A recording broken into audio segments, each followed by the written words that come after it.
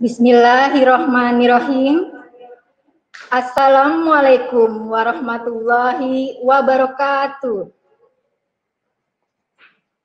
Bapak dan Ibu hadirin yang terhormat, sebelum memulai acara webinar ini, marilah kita bersama-sama berdoa agar acara webinar ini mendapat ridho dari Allah Subhanahu wa Ta'ala. Berdoa menurut agama dan kepercayaan masing-masing. Berdoa dimulai. Amin, amin ya robbal alamin. Berdoa selesai. Sebelumnya, izinkan saya untuk memperkenalkan diri. Nama saya Nurse Santun Setiawati, spesialis keperawatan anak. Saya pada hari ini sebagai moderator yang akan memandu acara webinar kita hari ini. Kegiatan webinar ini diselenggarakan oleh IO FASTE, Fantastic Seminar Training dan Education yang bekerja sama dengan PPNI DKI Jakarta. Sebelum acara dimulai, saya akan membacakan informasi dan tata tertib peserta pada acara webinar hari ini. Yang pertama, mohon nanti dicek nama hadirin sekalian dengan benar untuk pembuatan sertifikat. Yang kedua, apabila ada yang belum sesuai, dapat melakukan perbaikan nama melalui link perbaikan nama. Link perbaikan nama berlaku sebelum kegiatan dimulai sampai dengan 1 kali 24 jam setelah kegiatan berlangsung. Peserta mengikuti kegiatan dari awal sampai akhir acara minimal 75% kehadiran. Saya akan sampaikan pantun pembuka. Panen buah saat matahari bersinar, semoga berkah bagi peserta webinar. Kepada yang terhormat Bapak Ketua PPNI DKI Jakarta, Bapak Nurse Jajang Rahmat, spesialis keperawatan wanita. Yang saya hormati para narasumber yang telah bergabung, Dr. Yogi Prawira, spesialis anak konsultan, Nurse Hermin Mardiana, sarjana keperawatan, dan Nurse Gortak Sitohang, sarjana keperawatan MPH. Bapak dan Ibu hadirin yang saya hormati dan saya banggakan, izinkan saya untuk membacakan susunan acara webinar PPNI DKI Jakarta sebagai berikut. Bapak dan Ibu hadirin yang saya hormati, kita masuki acara inti kegiatan webinar yang akan menampilkan 3 narasumber yang pakar di bidang PICU. Yang pertama, kami panggilkan Dr. Yogi Prawira, spesialis anak konsultan, yang akan menyampaikan materi tentang alur dan manajemen COVID-19 pada anak sakit kritis. Untuk Dr. Yogi, kami persilakan. Terima kasih banyak Ibu Moderator atas perkenalannya. Sebelumnya saya mengucapkan terima kasih kepada PPNI ya, yang sudah mengundang saya untuk ikut berbagi pengalaman di acara ini. Mungkin bisa minta bantuan untuk apakah slide saya sudah bisa di share? Slide share? Ya. Selamat siang, Assalamualaikum teman-teman rekan perawat ya dari seluruh Indonesia. saya siang hari ini akan berusaha untuk waktunya sekitar 30 menit kalau nggak salah ya, untuk mengcompile, membagikan sedikit pengalaman selama menangani pandemi COVID-19, terutama pada anak. Untuk slide-nya, apakah host bisa membantu? Saya belum bisa membuka slide saya. Baik, sambil menunggu slide dari host, ya, mungkin saya akan bercerita sedikit ya tentang hadirin sekalian. Mohon maaf terkait sebentar lagi untuk moderator. Ya. Sedikit berbincang-bincang dulu Dok terkait mungkin pengalaman di RCM sambil menunggu sebentar. Oh ya, boleh. Iya, jadi sebelumnya mungkin cerita sedikit tentang kondisi RSCM ya. Mungkin Bapak Ibu sekalian tahu kalau pada saat awal pandemi COVID-19 ini kan hanya ada beberapa rumah sakit yang ditunjuk sebagai rujukan utama untuk COVID-19 ya. Salah satunya kan Sulianti Saroso, Persahabatan, Gatot Subroto gitu ya. Bahkan untuk RSCM sendiri, tempat saya bekerja, itu SK sebagai rumah sakit rujukan itu kalau nggak salah baru ada di bulan lalu. Nah, tapi memang sejak awal, karena kebetulan kami kan memang sebagai rumah sakit rujukan nasional, itu kita walaupun bukan sebagai rumah sakit rujukan COVID, tapi kita bertemu dengan kasus-kasus yang ternyata terkonfirmasi sebagai COVID-19. Dan saya yakin sejawat di seluruh Indonesia ya, di rumah sakit manapun, dengan kondisi saat ini yang kita lihat kenaikan lonjakan kasus itu masih terus meningkat ya, sementara beberapa daerah sudah melonggarkan PSBB atau karantina wilayah, kita yakin akan ada peningkatan kasus. Jadi memang semua rumah sakit pada akhirnya harus menyiapkan diri, karena kita tidak pernah tahu kan pasien akan datang ke rumah sakit mana gitu. Nah, jadi pola pikir itulah yang awalnya dimandatkan kepada tim operasional bagaimana bisa melindungi RSCM secara keseluruhan ya. Jadi RSCM di luar dari satu unit Kiara sebagai zona merah, tapi RSCM yang lainnya diusahakan bisa sebagai zona kuning bahkan zona hijau gitu. Artinya pasien-pasien kronik lain yang mau berobat di luar dari pandemi COVID ini, dia tetap bisa berangkat ke rumah sakit tanpa rasa takut gitu, karena sejak awal itu dipisahkan. Jadi kata kuncinya adalah mitigasi ya. Jadi kita mengurangi resiko paparan pasien dengan pasien, juga tenaga medis dengan pasien gitu ya. Nah, langkah pertama yang dilakukan adalah kita melakukan zonasi. Zonasi itu penting ya untuk semua rumah sakit melakukan zonasi. Mana zona merah? Yaitu lokasi di mana kita akan berhadapan, berpapasan atau menata laksana pasien-pasien dengan PDP atau sudah terkonfirmasi. Kemudian zona kuning itu zona campuran ya, dan zona hijau adalah zona yang betul-betul bebas gitu. Penting zonasi ini dilakukan karena pertama mengurangi paparan, karena prinsipnya adalah penyakit ini sangat infeksius.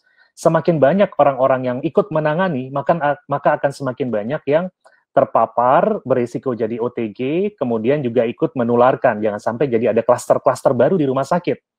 Kemudian harus ada sistem triase atau screening yang adekuat gitu ya.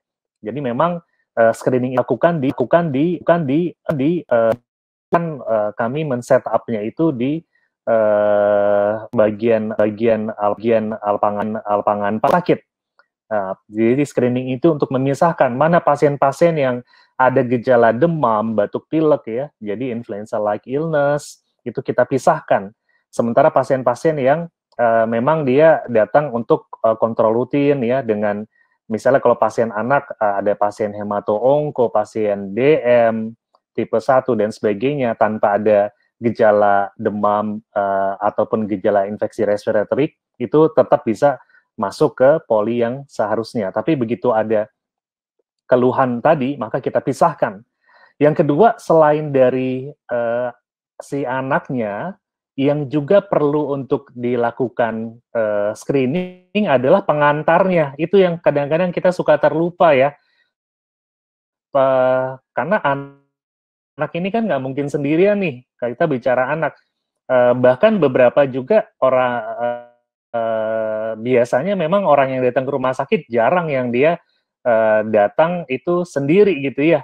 Jadi selalu ditemani, didampingi. Nah, ini juga harus dilakukan screening. Misalnya si anak atau si sakitnya itu ternyata lolos, tapi pendampingnya ternyata ada batuk pilek, maka tetap harus dipisahkan. Tidak boleh dia masuk ke zona yang kuning atau hijau. Jadi dipisahkan ke zona merah gitu. Kemudian salah satu kepentingan kenapa harus dilakukan zonasi adalah untuk menghemat APD. Kita tahu salah satu modal utama kita pada saat berhadapan dengan pasien-pasien sakit PDP atau COVID-19 terkonfirmasi ini adalah APD. APD inilah perisai kita gitu ya. Nah, dan kita tahu APD ini tidak semua terdistribusi secara merata. Kalaupun ada, kita juga harus perhitungkan pandemi selesainya kapan. Kalau kira-kira dalam hitungan 6 bulan lagi, setahun lagi belum selesai, tentu kita harus mempersiapkan stok APD yang cukup. Jangan jor-joran di awal, setelah itu habis gitu. Jadi salah satunya juga adalah untuk menghemat APD. Jadi cukup yang menggunakan APD level tertentu adalah orang-orang yang paling berisiko terpapar. Misalnya teman-teman perawat yang bekerja di layanan intensif, yang melakukan aerosol generating procedure, maka itu penting. Gitu. Oke, gimana Ibu Moderator? Apakah mungkin slide saya belum bisa ditampilkan atau mau ke pembicara selanjutnya dulu? Sebentar lagi ya Dok, sebentar Dok.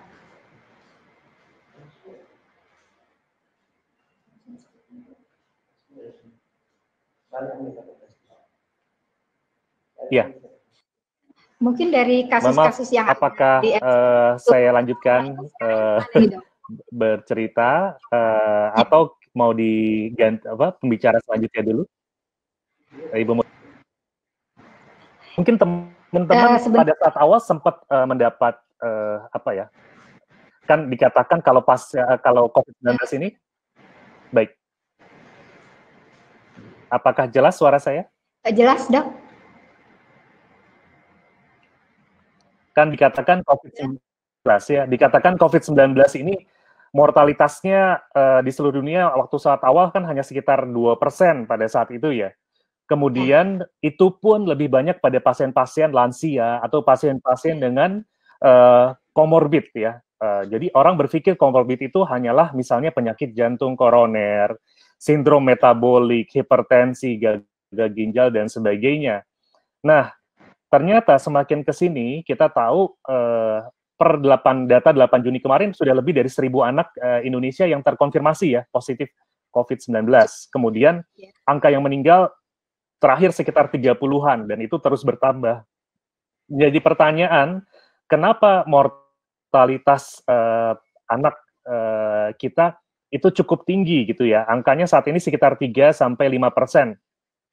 Jadi kita sedang berusaha untuk melakukan audit mortalitas, menganalisis penyebabnya. Ternyata memang ada komorbid pada anak yang kita selama ini tidak perhitungkan gitu ya. Misalnya masalah gizi yang kronik ya. Kalau kita tahu dalam kondisi sebelum pandemi pun Indonesia itu kan double atau bahkan triple burden. Jadi ada masalah gizi buruk, ada masalah obesitas gitu ya. Dan keduanya ini bisa jadi komorbid pada saat si anak infeksi COVID-19 ya, karena masalah gizi akan mengganggu sistem imun pasien gitu ya. Jadi itu satu. Jadi kita punya PR bahkan sebelum pandemi ini terjadi. Kemudian memang sebagian pasien kita adalah pasien-pasien dengan keganasan. Jadi yang terkonfirmasi ini ada pasien-pasien dengan leukemia. Kemudian ada pasien-pasien dengan bukan cuma leukemia ya, ada juga pasien-pasien itu dengan penyakit jantung bawaan. Kemudian ada pasien-pasien dengan gagal ginjal. Nah, itu yang kita hadapi gitu. Jadi memang kalau kalau selama ini kita cenderung ya tidak terlalu memperhatikan gitu ya anak, tapi semakin kesini kita semakin bersuara semakin keras kepada semua pihak gitu. Kalau anak ini harus diperhatikan, screening juga harus cukup masif gitu. Sementara ini jumlah yang 1000-an itu sebenarnya dibandingkan populasi anak di Indonesia itu total angka absolutnya memang masih kecil. Populasi anak di Indonesia itu sekitar 70-80 juta anak usia sekolah. Mungkin salah satu penyebabnya adalah anak-anak kita cenderung masih terlindungi karena pada saat awal pandemi pemerintah itu cepat menutup sekolah-sekolah, anak dilakukan school from home ya, kemudian sekolah-sekolah belum dibuka. Nah, tapi pada saat nantinya sekolah tahun ajaran baru dimulai dan beberapa sekolah itu memutuskan untuk dibuka dan pertemuan tatap muka, maka disitulah kita harus berhati-hati adanya second wave COVID-19 terutama pada populasi anak gitu. Dan kita tahu pada anak itu laporan di luar negeri itu mungkin bisa 80% asimptomatik, artinya tanpa gejala. Bahayanya apa kalau anak-anak ini tanpa gejala, maka dia bisa menjadi karier juga gitu. Seperti itu. Satu lagi nih, kalau misalnya untuk dukungan apa namanya, Ibu moderator, apakah mau di pembicara selanjutnya dulu? Boleh, boleh. Kalau dukungan keluarga selama ini bagaimana untuk pasien? Gimana? Dukungan keluarga. Dukungan keluarga. Ya, terhadap pasien-pasien keluarga. Oh, baik. Jadi gini, kebetulan kalau untuk di RSCM sendiri, itu saat ini baik, kalau untuk pasien dewasa memang saat ini kan kita tahu ya kalau ada beberapa rumah sakit itu memang SPO-nya pasien itu harus dirawat sendirian ya. Keluarga tidak boleh menemani, apalagi keluar masuk. Kenapa? Karena resikonya keluarga itu 80-90% mereka adalah orang tanpa gejala. Jadi kalau dia tetap beredar keluar masuk, maka resikonya dia bisa menularkan ke orang-orang lain. Itu satu. Nah, tapi memang kebijakan di tempat kami, di Kiara Ultimate RSCM, khusus untuk pasien anak, itu justru harus didampingi oleh keluarga. Ya.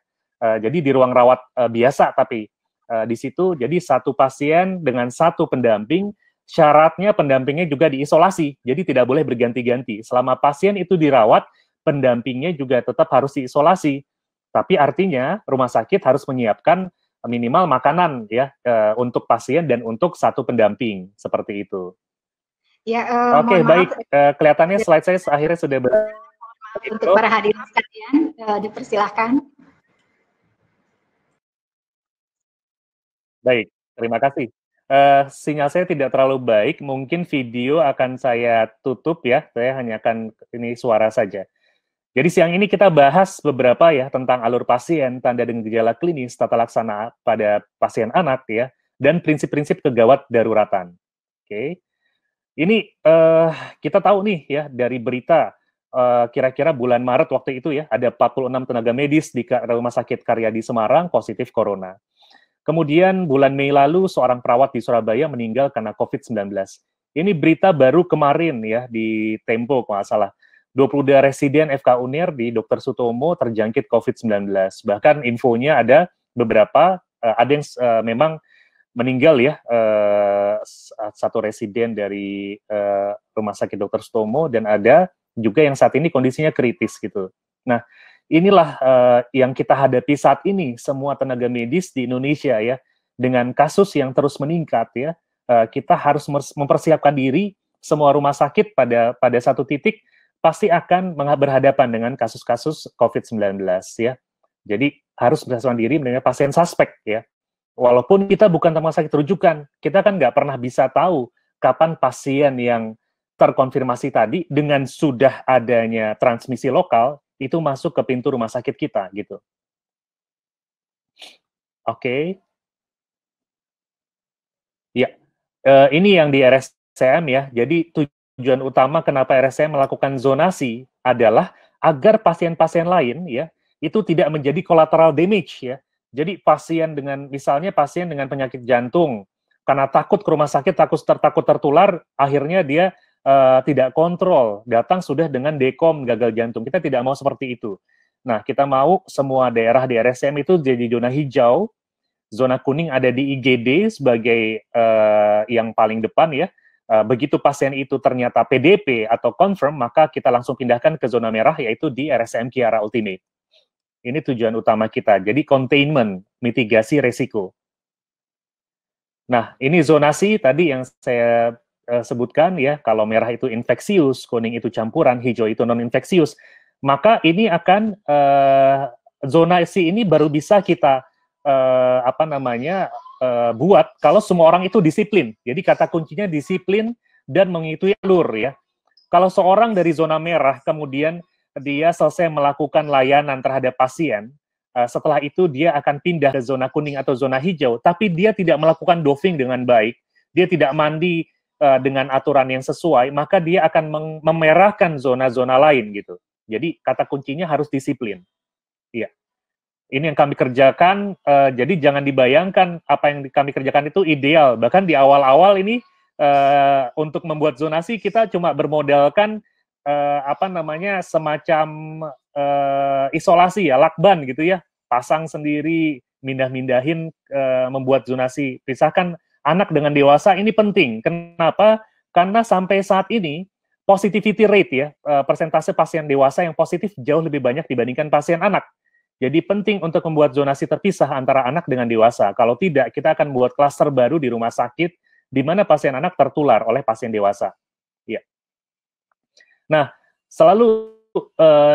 orang selalu bilang ruang yang ideal buat perawatan pasien adalah isolasi tekanan negatif. Jadi memang tata udara ini khusus, tidak semua tahu, jadi memang harus ada subspesialis tata udara yang nanti akan mengecek temperatur, kelembapan, tekanan udara negatif ya, dan berjenjang.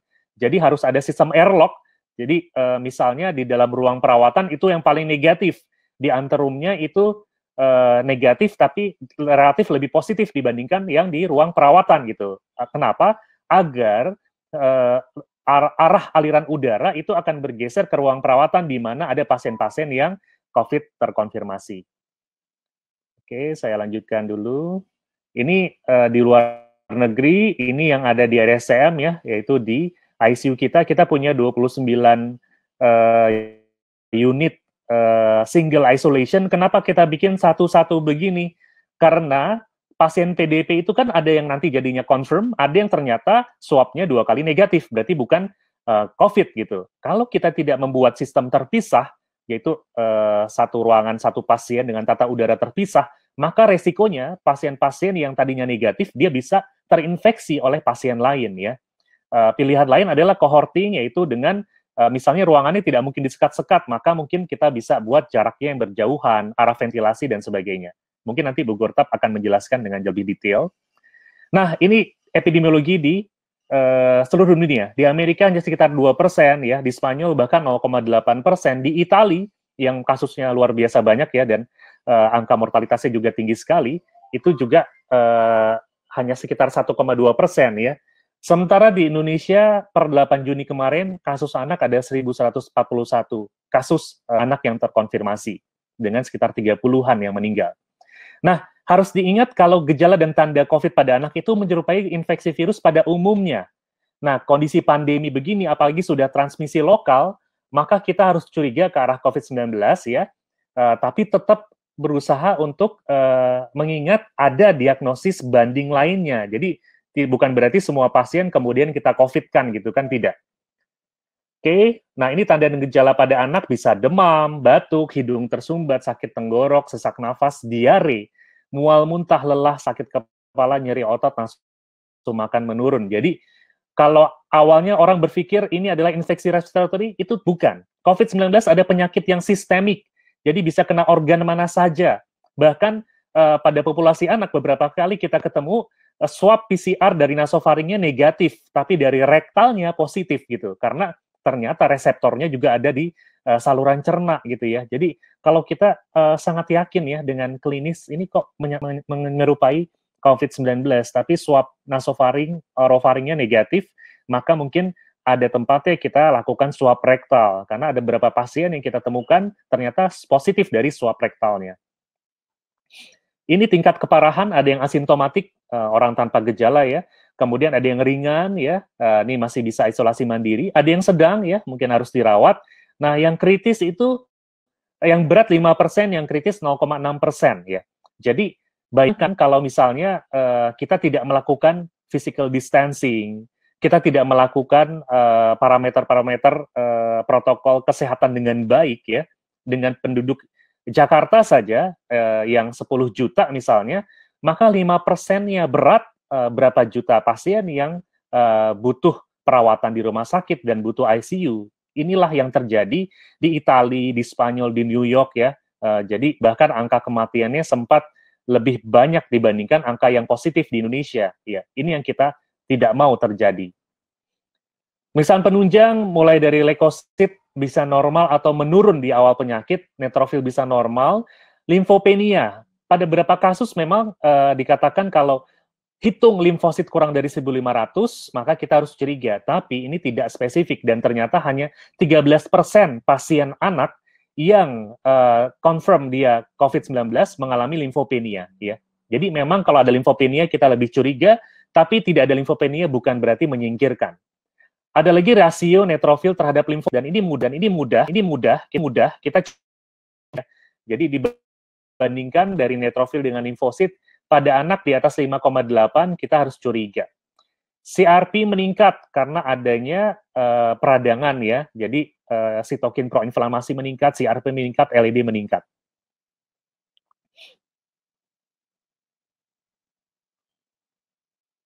Oke. Untuk radiologi, fase awal adanya gambaran yang patchy ya, dan perubahan interstisial terutama di daerah perifer. Nah, kita bilang gambarannya seperti viral pneumonia. Pada fase lanjut ada GGO ya, ground glass opacity atau ground glass appearance ya. Jadi itu dia kalau di ronsen itu gambarannya putih gitu ya.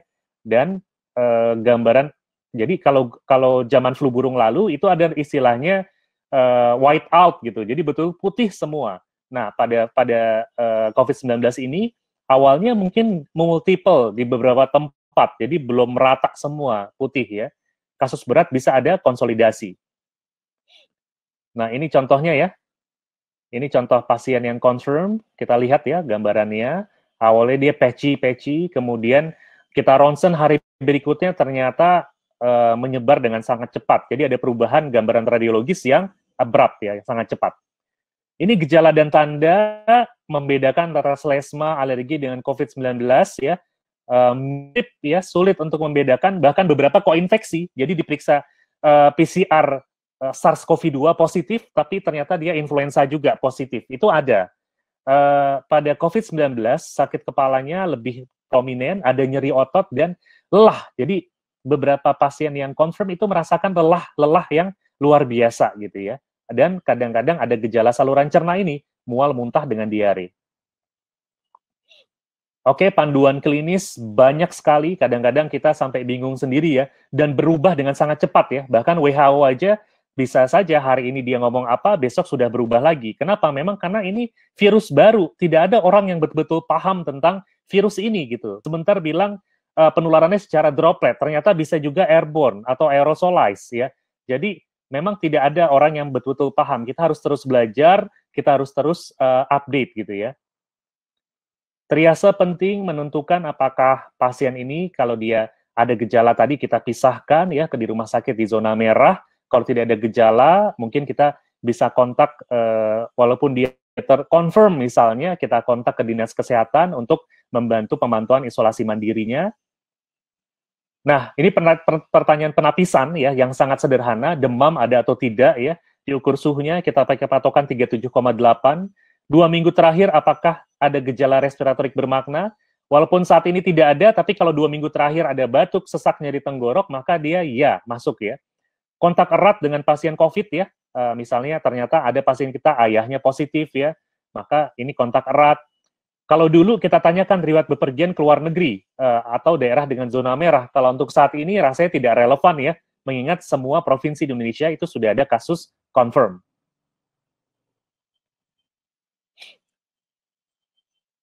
Oke, ini PDP, semua saya yakin semuanya juga sudah tahu PDP.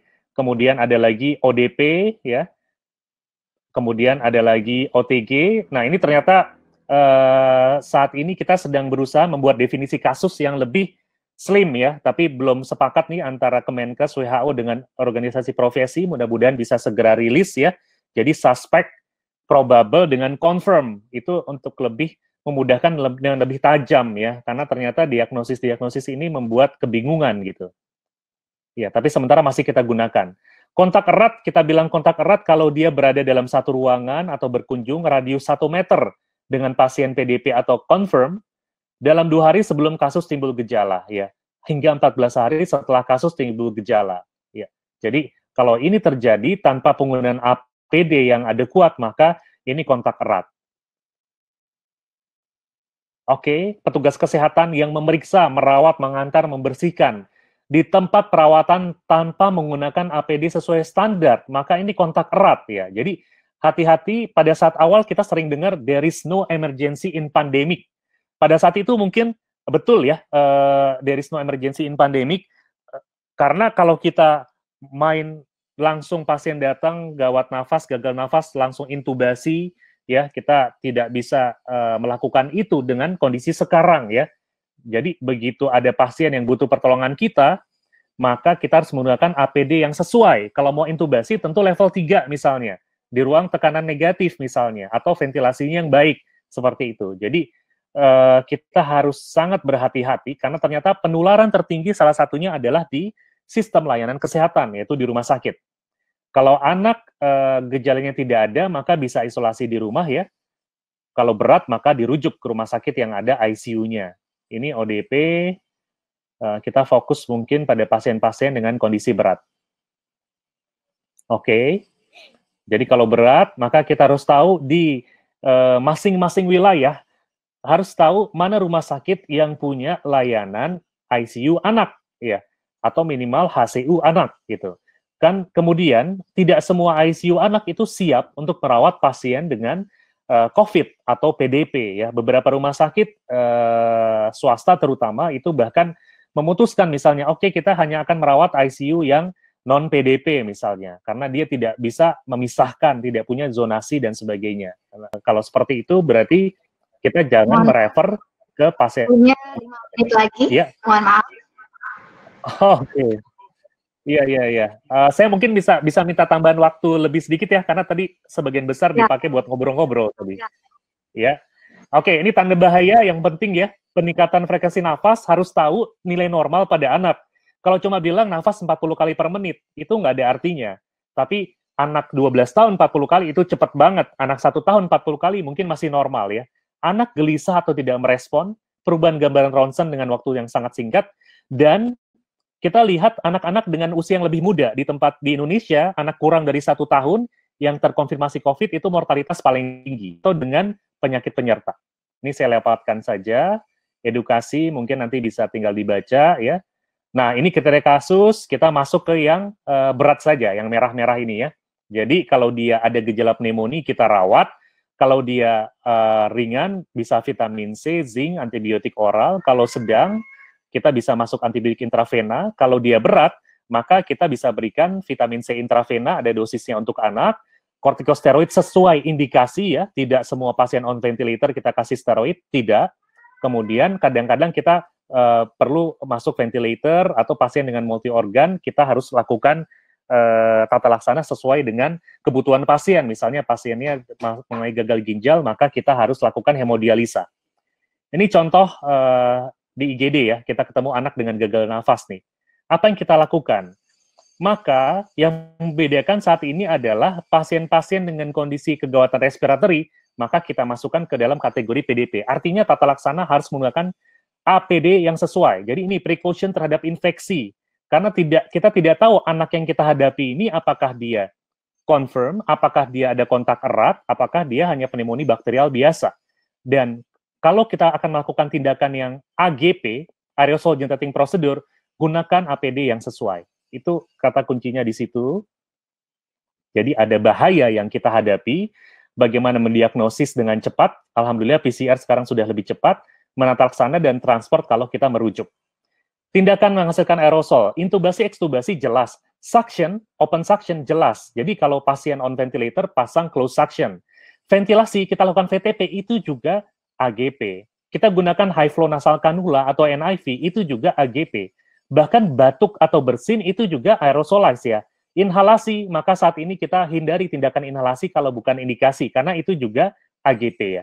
RJP sebelum diintubasi itu juga AGP atau pada saat intubasi. Tapi kalau sudah diintubasi dan closed system maka sudah tidak AGP lagi ya.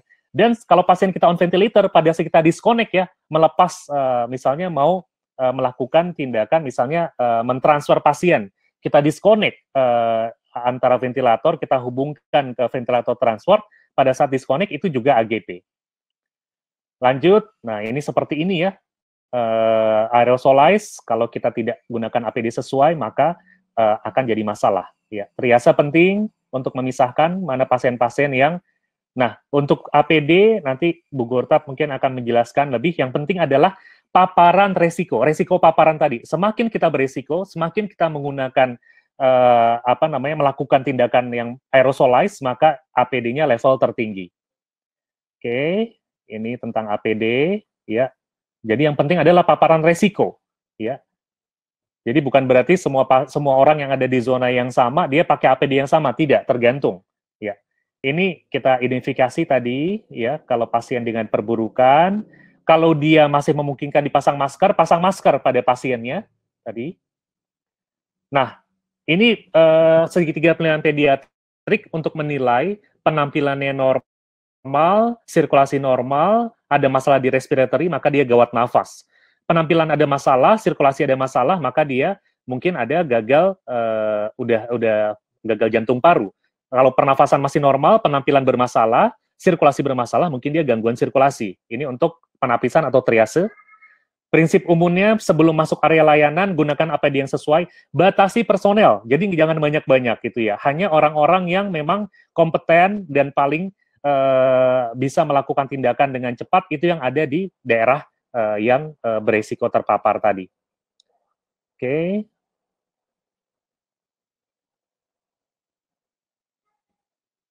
Iya. Iya.